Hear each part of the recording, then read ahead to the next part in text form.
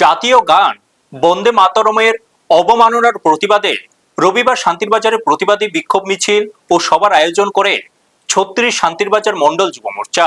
বৃষ্টিকে উপেক্ষা করে মিছিলে শত শত বিজেপি কর্মী সমর্থক অংশ নেন। শান্তিরবাজার মুকুট অডিটোরিয়ামের সামনে থেকে মিছিলটি শুরু হয়ে বাজারের বিভিন্ন এলাকা পরিক্রমা করে শান্তিরবাজার নতুন ব্রিজ পর্যন্ত যায়। পরে বগাফা রোড সংলগ্ন এলাকায় প্রতিবাদ সভার মাধ্যমে কর্মসূচির সমাপ্তি হয়।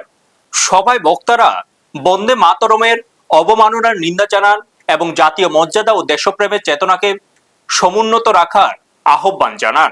একই সঙ্গে দেশবিরোধী কার্যকলাপের বিরুদ্ধে ঐক্যবদ্ধভাবে রুখে দাঁড়ানোর বার্তাও দেন তারা।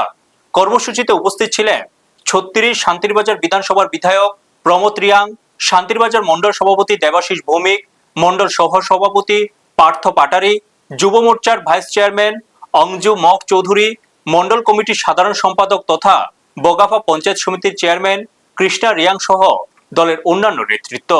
ব্যুরো রিপোর্ট, নিউজ তৎকাল 24। সবাইকে নমস্কার। আজকে ৩৬ শান্তিরবাজার মণ্ডল যুব মোর্চার উদ্যোগে যে বিক্ষোভ মিছিল আজকে সংগঠিত করেছি। গতকাল আমরা 15ই আগস্ট স্বাধীনতা দিবস উপলক্ষে যে কংগ্রেসী সোনিয়া গান্ধী এবং তার দলগুলো বন্দে মাতরমকে দিয়ে যেভাবে অপমানিত করেছেন ও অপমানিত প্রতিবাদে আজকে এই বিক্ষোভ মিছিল।